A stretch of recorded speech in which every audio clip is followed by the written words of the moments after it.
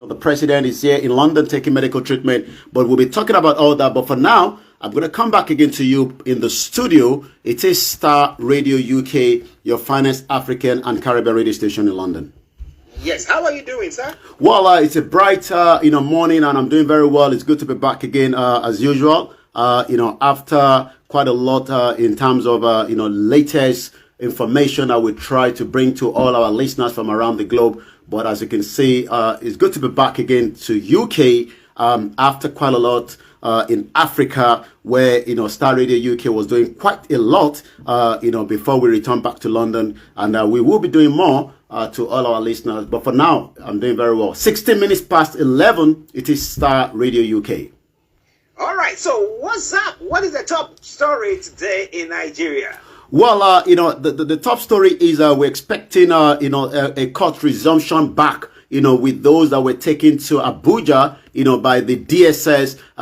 If you remember, on Monday, they were brought to the court on Monday, but for whatever reason, the DSS, did not bring all the 8 individuals back as requested by the honorable judge in Abuja. But again, you can imagine, the kind of stress, that would have taken, to so many people that have been following that development as well. So we'll be talking on that as well. But like I said, it is a lot happening, and I can tell you, from what I have here, Moyele Showore as well. I've just spotted him right in the courtroom. I mean, in the court premises rather, in the Federal High Court in Abuja. At the court that was taken to the house of the people that were arrested at Igboho's house. So that development is still unfolding, and I might be giving more as we have it on Star Radio UK this morning. But I can say that that is one of the latest news that is trending, apart from, that the president is still here in London, taking medical treatment as well. 8 days, people have been camping. Tomorrow is the 5th of August. There would also be quite a lot happening. I'm getting court restrained Department of State Service from arresting Sunday Igboho. Let's see what that news is, because like I said, there's quite a lot coming out of Abuja. The court has ordered that it must not, this is coming. Court restrained Department of State Service from arresting Sunday Igboho. The court has ordered that he must not be arrested, detained,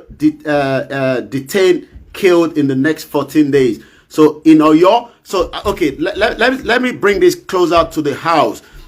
There's quite a lot happening. There was a motion that was also filed at Oyo State on behalf of Chief Sunday Igboho. So from what I'm getting here now, an Oyo State High Court has granted an expert motion stopping the Department of State Security and the Attorney General of the Federation from arresting, intimidating, harassing, and blocking the bank account of the Yoruba Nation agitator Chief Sunday Adeyemo, popularly known as Sunday Igboho. According to Justice Ladian Akintola, gave the order following an expert motion moved by his lawyer, Chief Yomi Aliu, at the court today. So quite a lot of development is happening, and the court has ordered that he must not be arrested, detained, killed in the next 14 days. According to the account, also said that his account should not be blocked. Yomi Aliu said after the case has now been adjourned to suit until the 18th of August. So this is coming out from Oyo State. This is the breaking news as well, as we continue to monitor all the other news coming out from Abuja and Oyo State. But again, quite a lot, we'll be discussing because of time constraint this morning, due to the PMQ that we'll be going to at about 12 p.m. But later on this evening, our listeners should make sure that they tune in, where I'll be transmitting live from central London to discuss quite a lot in terms of, the development with Chief Sunday Igboho, those arrested, and I can say that people have been, camping at the Nigerian High Commission on a late night, for the Buhari in London. And tomorrow as well, there's a protest as well taking place. So quite a lot is happening, but we'll be giving all our listeners all that as well. I woke up just about mid-morning, about 5 o'clock, and I was watching what was trending. Something was happening in Jos. I'll be discussing that as well. But for now, Let me quickly come back again to you in the studio. It's exactly 20 minutes past 11 this morning. Yes, listeners, Mr. Koiki bringing you updates from Nigeria, okay, from our North London studios. Now, let's look at this ex parte motion that was filed in Oyo State, and the fact that the courts have ruled that the DSS should not arrest him, should not kill him for 14 days. So what? After that 14 days, can they go on to behave that way again? You get my drift. Well, let's remind our listeners, the reason why there was an ex parte motion filed on behalf of Chief Sunday Igboho in Oyo State today. First and foremost, if you remember, after that invasion of an assassination attempt on his life in Oyo State on the 1st of July, we end up realizing that the state governor probably was not aware of that incident as the chief security of the state. So what happened is the federal government and the machineries and the DSS and the Nigerian army that was based in Ibadan decided to invade Chief Sunday Igboho's house at about 1:30 a.m. 2 individuals were killed on that particular day, and not just only that, 12 innocent people were also taken away. 12 innocent Nigerians, or those that would prefer to be known as Yoruba, were taken away from his house. 31 days, they were not allowed any legal aid, they were not allowed any kind of support. But Chief Sunday Igboho decided to put, this case to the test as well in Oyo State, to the court. And that is probably why, we are getting that breaking news that as at today, the 4th of August 2021, the court has now restrained the DSS from arresting Chief Sunday Igboho, according to the to the court from Oyo State, where his lawyer has filed an ex parte motion, as we can call it, today. But once again, quite a lot of development, especially quite a lot of interest with this case as well. What is the meaning of ex parte, for those that probably are not in the legal term? What that literally means is a Latin legal term, meaning literally from, out of a party faction, thus signifying on behalf of someone. So, this has been filed on behalf of Chief Sunday Igboho by his lawyer, Chief Aliu Yomiu, done with respect to or in the interest of one side only, or of the interest of the outside party. Interesting developments in Nigeria. But let's come to Abuja, where this case is going on at the moment. Supposed to go on. I don't know whether the court have sat at the moment. And the question is, have they presented all the 12? Well, like I said, these is something that is also developing, and I'll be giving a bit of background to that, in just about a few minutes. But like I said, the 12, we were expecting to have them in the court. But what I can say is, let me just quickly bring that up, for those that are listening to us. The Lawless Department of State Service have now produced 12 Igboho's aid in the court. They've barred the journalists, just as usual, according to the judge Igboho, had on the July the 23rd order the secret police to produce all the detainees in the court on the July the 29th. We realized that the DSS never brought them onto the, the court premises, putting, the kind of false information that they do all the time, that the names were not, correlated according to the names that they have, even though they never allowed the legal representative to have access to some of these, clients of theirs. So as at Monday, 8 of them were brought to the court, and then we were asking, where are the remaining 4? The judge requested that they should be brought again today, but what I can confirm from what I'm getting from Abuja, it seems the 12 people now have been brought to the court. But the journalists, and these are the problems in Nigeria and most African countries.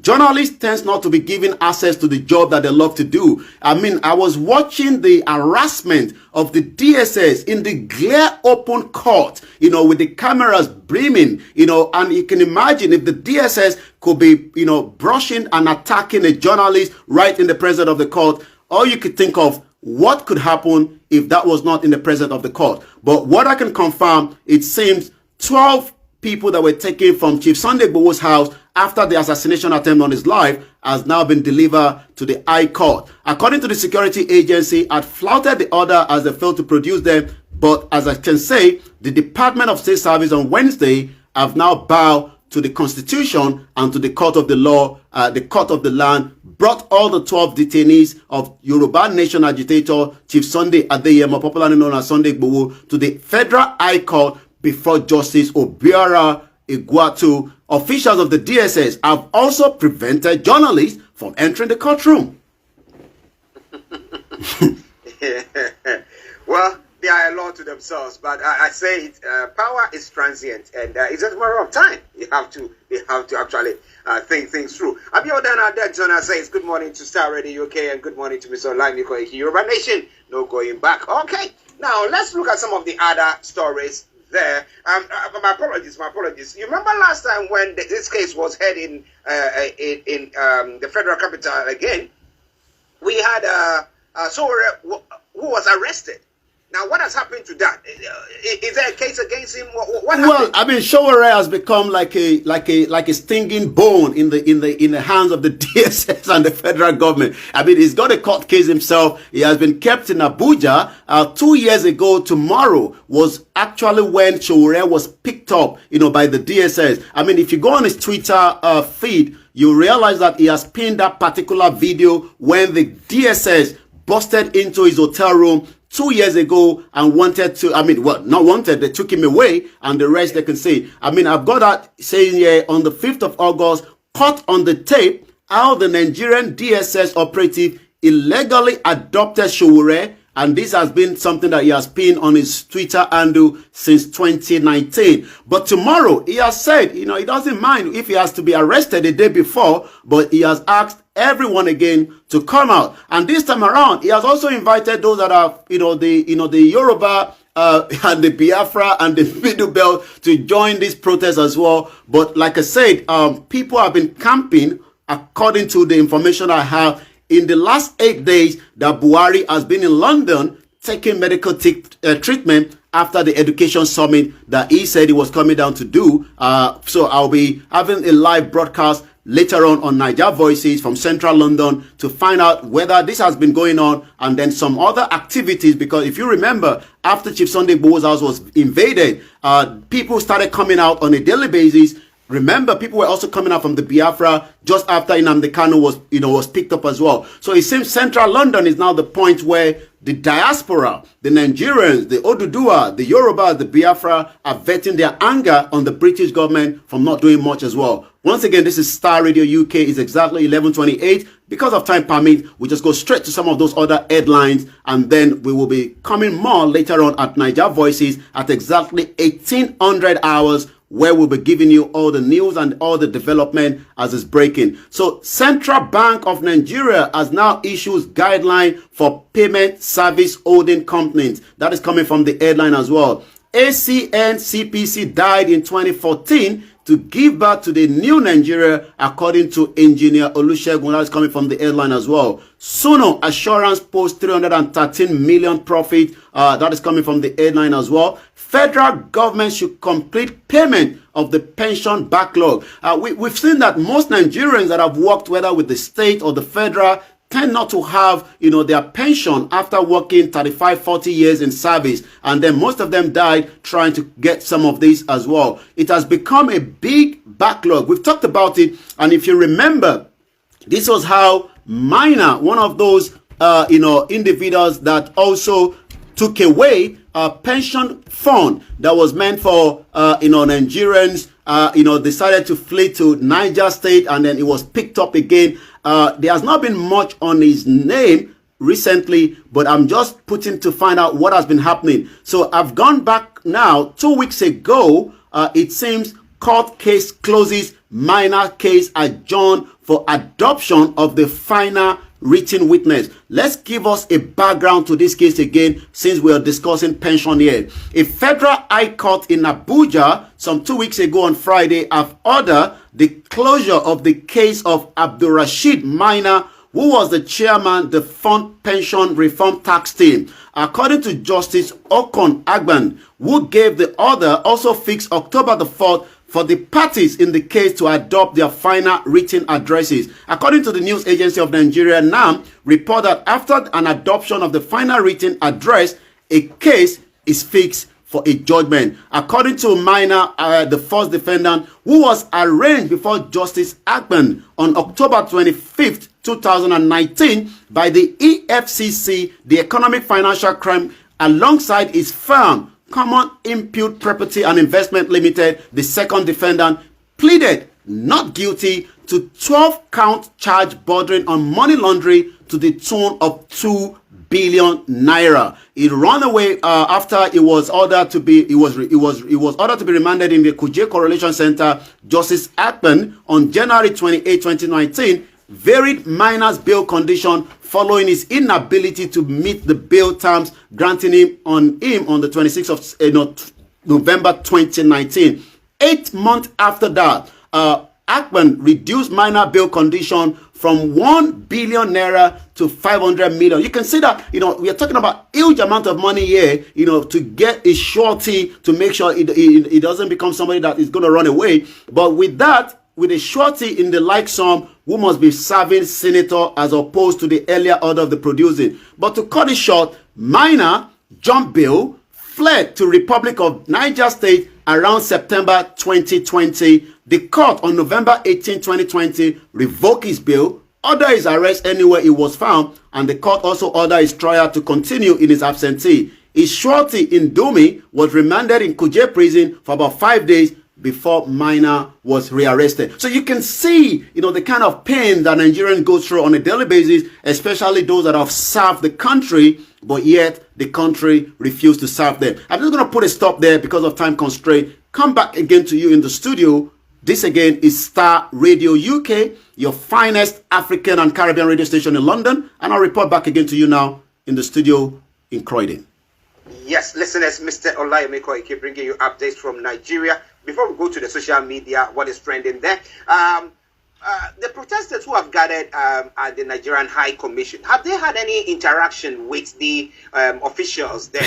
Let's say the High Commission. Okay, that is not going to happen. I'm sure you probably know that is never going to happen when it comes to officials. I mean, it's not the first time that protest has been happening when it comes to Nigerians in UK. I mean, I've looked back to history. I remember when let's go back as far back as after the 1993 election. Let's go a little bit further when Nelson Mandela was kept in the prison. So people have used the point of Nigerian High Commission as something to bring out their anger, their protest, their frustration. But when it comes to officials coming out to address them, you probably get none, because they are not interested. They'll rather come out and take a couple of pictures of those that are outside, their premises. And sometimes from information that we've had, police have decided to call them nuisance for calling the police all the time. Yes, I mean, they do have immunity to protection, by the British government, but, to their mind or to their thinking that people should not protest right in front of that building, but that protest continue even in the 21st century. Well, let it continue.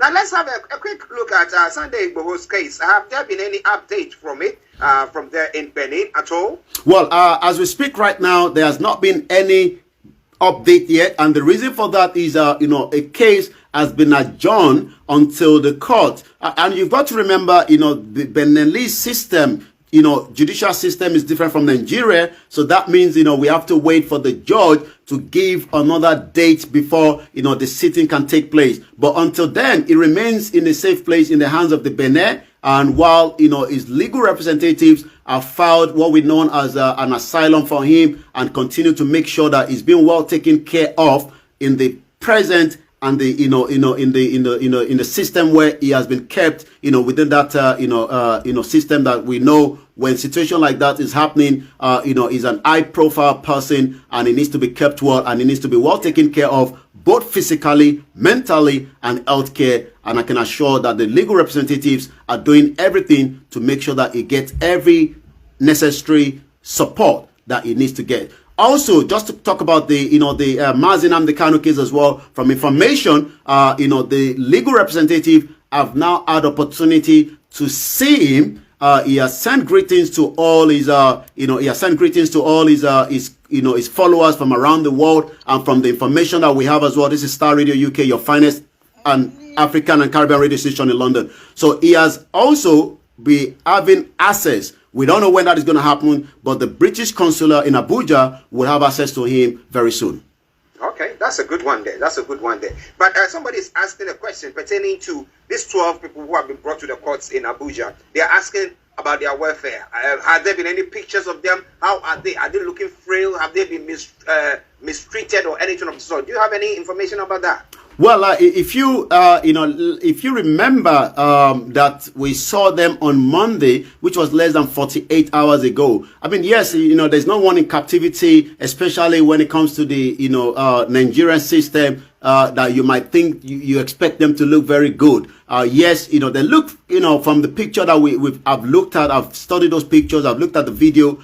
They might look a little bit okay than we expected, but again, mentally, you might not be able to assess them, because somebody that has been kept for 31 days without any legal representative, and probably this might probably be their first time they're getting a fresh air, coming out, to the open. So mentally wise, we can only say that we cannot assess that, but looking at them physically, again, some of them seems to be tip-topping. That means that they probably have some kind of injuries in their legs as well. But again, we can only hope that things will change now that they've brought them to court. But probably maybe by the evening of Niger Voices, we would have more updates of whether they've been granted bail, what has happened in the court, and then we'll be giving more of that during Niger Voices at 6 p.m. later on this evening to all our listeners from around the world. Okay, another question there, because people are interested and asking questions. Now, up to those 2 people who were killed, what are the DSS said about their bodies, their remains? Where are they? And has the court done anything about it? Let me say, Buki Gold, Adenomo Buki. Yes, good afternoon to you wherever you are. Yes, any information about that? Well, the 2 people that were killed, murdered, right in that house on the 1st of July. I'm sure the legal representatives will be demanding, the judge to look into that and request the bodies from the DSS. It's quite shameful that DSS have decided to take these bodies away after they were murdered, and yet the family are still in pain of someone that have died, but yet they don't have access to the body. So I'm sure the legal representative will be putting that across to the judge during this sitting that I believe will officially go ahead now that we have the 12 right in the court in the Federal High Court in Abuja as we speak today. Okay, listen, let's start ready. Okay, 11:38. But we'll go back to Mr. Olaimi Koiki for what is happening on the social media platform, and then we'll bring the updates to a close. Over to you, Yomi. Well, what is trending? Ibadan seems to be trending. Buhari is trending as well. Ibadan is trending. Buhari is trending. And let's see why Ibadan is trending. It could be maybe because of I can say the governor earlier today, which was about 15 hours ago, welcomed the official of the PDP Reconciliation and Strategic Committee that was led by the former Senate President, Dr. Olubukola Saraki. The committee was in Ibadan to meet with the leaders and the stakeholders of our great party in Oyo State. That was yesterday, according to what is trending in Ibadan. Also, again, Lekon Salami Sport Complex, Dugbe, Ibadan, Oyo State. Won't forget Sheyi Makinde, and I hope they will have those facilities to maintain and take the next set of people to the Olympic, when we have it again. As yesterday, I was reading one of the, the competitor of the Olympic from Nigeria had to do what we call wash and wear. What that literally means is, he has to wash what he was putting on a day before, and that shows the kind of, corruption system that we have in Nigeria. So Buhari, as we know, we continue to trend. He's the president of Nigeria, but it doesn't seem to be going well with quite a lot of Nigerians. And what I can say is, IPOP threatened to bring down Nigerians' economy, gives condition to Buhari government. That is about 15 hours ago. Reno Omokere says multiple communities in the northern Nigeria have peace pact with bandits and killer herdsmen, of which they pay them a certain amount every month. The Buhari government is fully aware of this, does nothing. That is why Igboho and Kanu will continue to have support. Of course.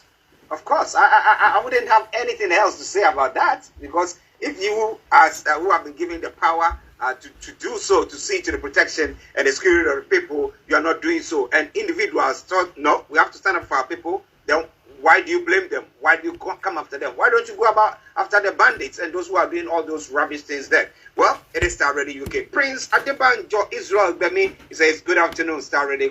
Good afternoon to you. I hope you are doing very, very well as well. Yomi, before you go. Well, make sure you tune into Niger Voices. It's going to be, a very fantastic show later on this evening. And I'm sure we'll be speaking to quite a lot of the protesters right at the central London later on when we come around 6 p.m. for the fantastic show this evening. And for now, I say a very good morning and have a very blessed afternoon. But join me later on Niger Voices on Star Radio UK. Bye for now. Bye-bye. Well, listeners, that was Mr. Olayomi Koiki bringing you updates from Nigeria. It's now gone, 19 minutes to the top of the hour. Let me announce the lines open if you want to join in the discussions. But all right, I'm going to go now. I'll be back later on. I'm sure a lot of you are following all the development. I'll be back again. Have a very good morning. Bye for now.